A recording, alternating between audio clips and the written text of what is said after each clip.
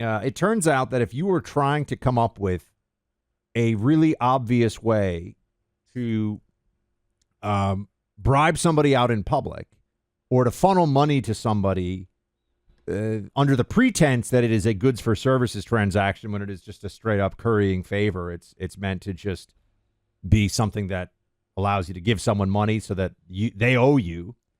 Becoming a painter later in life who's selling paintings. I mean, I actually have a good friend I grew up with who's a painter who sells paintings, and it is a very hard, very difficult. That's his situation. full-time job? Yes. Yeah. I mean, pretty much, yes. Yeah.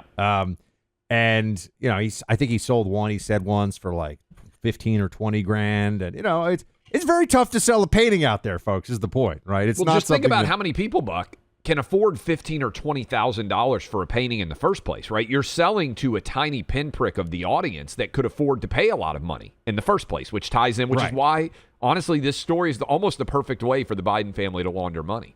So I think the Daily Mail does a really good job of putting this into initial context here. Hunter Biden's bong-smoking lawyer. They have a photo of him with the bong. It's awesome. When Hunter was visiting. Of course, Clay. Of course. I mean, think about this. If you were an attorney, I'm an attorney. If I had a drug addict client and I had him over to my house and I was smoking a bong with him while he was there, it would be one of the most incompetent things I could possibly do as a matter of representation, in my humble opinion. But I think that's important. He was smoking a bong. They got photos of him while Hunter was visiting. It's not just doing it in his own private time. So Hunter Biden's bong-smoking lawyer, who paid his $2 million tax bill, also spent a fortune on his art, along with California Democrat donor who Joe appointed to a prestigious heritage board. Okay, let's just take a look at some of these numbers here. Hunter has made from his artwork, and I can see some of it in the background, and I'm not going to pretend I'm one of those people who I'm not particularly fond of the abstract art. Yeah, I'm just, it's not my thing. I think it's all BS, personally. You and I see this. I didn't know where you were going to come down on this one. If it looks like garbage on the wall, I don't know why anybody would want it, and I don't care what the storyline is behind it or whatever. If it looks like garbage, it should go in the trash. But anyway, he's got all these paintings. I don't know, maybe some of them are okay. He sold $1.3 million of paintings. Okay, Hunter Biden has sold $1.3 million. Now, keep in mind, the whole painting thing for him is like, this is not, he hasn't been doing this for 20 years. He didn't just have his breakthrough because Hunter had a still life that was being shown at a salon in Paris, and all of a sudden it was like, oh, Hunter has the best strokes with the brush. No.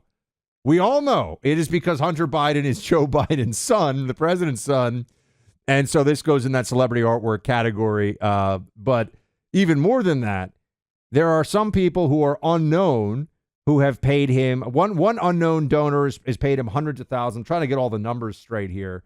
But Clay, now there's somebody who was appointed by his dad. The point here is people are spending $100,000 on his paintings, and he knows who they are. And the whole game in the beginning was there'll be anonymous buyers, and that was never going to stand up. Think about what this would mean. You could be the president of the United States. Donald Trump, under Biden logic, Donald Trump could say Melania is now has decided that she is a sculptor. And random people could just decide, I'm just going to buy every Melania sculpture for $5 million. And we're supposed to believe that that's not in some way meant to bring favor with that. This is a hypothetical, a theoretical. That's what Hunter Biden's doing. I mean, the FBI has to have a whole art theft and art, forgery department. It's in part because of all the money laundering that people try to do via artwork. Yeah, I mean, this is just, it's shameful, but it's also reckless. And so much of this is indefensible. And that's why this impeachment has to happen. And Buck, it is, when we played that clip of Joe Biden in 2019 saying he never had any relationship with his son, every time we play a clip, and I'm not talking about playing a clip from Joe Biden in 1988 or 1998 or 2008, every time I hear him speak, it feels like you can see him declining in his ability to communicate. And I'm not celebrating that in any way. In fact, I think it's awful. But, Buck, even when I hear Joe dispute the connection to Hunter Biden's business associates, he can't speak that well today. And tomorrow he's not going to be able to speak as well as he can today. Like, this decline is so rapid, I wonder how much he's even aware, honestly, at this point in time of what's going on with Hunter in so many different ways, or even capable of understanding how dirty it even looks. Yeah, I think also people have a right, I would even say an obligation, to see this whole Biden verse, if you will, and say the Democrat Party spent 4 years trying to convince everybody, openly saying Donald Trump was a fascist and he was going to destroy the country. And I can't even remember, he's a traitor and he's a rapist and he's a thief and he's a con man, all these things they said. And just put aside all those lies for a second. This is what they give the country? The Biden family is the best they can do? I really have to go back in time. Look at all the huffy lectures from people over at CNN and all the breathless editorials in the New York Times about how terrible Trump is. And they give us this clown show of the Bidens? And they have no self-awareness about it at all. There's just like, oh yeah, they're going to reelect him if they can. I think partly COVID acted as the perfect cover for Biden. And then I think the unbelievable nature of the first impeachment, which I think we need to go. This is why I like the idea of Kevin McCarthy going back and revoking and rescinding, whatever you want to say, the first impeachment. That was such a shot across the bow. And I don't know who made the decision we're going to impeach Trump over that Ukraine phone call. But really what it was designed to do is eliminate Ukraine and Burisma as a legitimate line of attack for the Bidens. They turned the weakness of Ukraine and Burisma, which should have been a profound weakness of the Biden family, into a strength by impeaching Trump over it. And I think it cowed many journalists from believing that there was anything to it at all. So it was a brazen and frankly indefensible impeachment of Trump. But what it primarily did was inoculate Biden from any of the criticisms that might arise from Ukraine, because then it allowed Democrats to say, oh no, that's the crazy conspiracy theory that Donald Trump is trying to spin out, when the reality is every question Trump asked about Ukraine and Burisma and the firing of a prosecutor is one that the United States should be concerned about and every media outlet should be covering.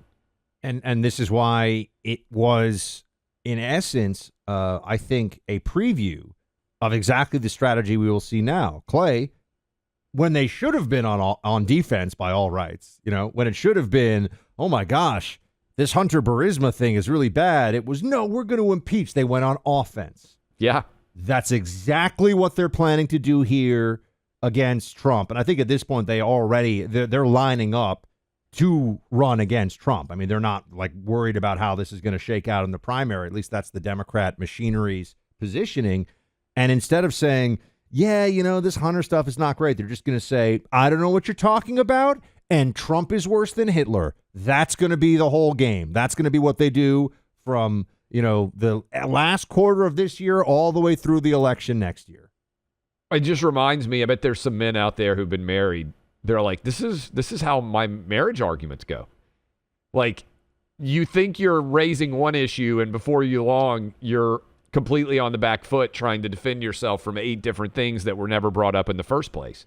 And it feels so diabolical because in many ways, what the Democrats were able to do, Buck, is if Trump raised it as an issue, they were so successful at creating the illusion that Trump was a serial liar and everything he said was a conspiracy theory that was not rooted in reality, that when he actually was pointing to things that were very legitimate, they had created a boy who cries wolf scenario in the media.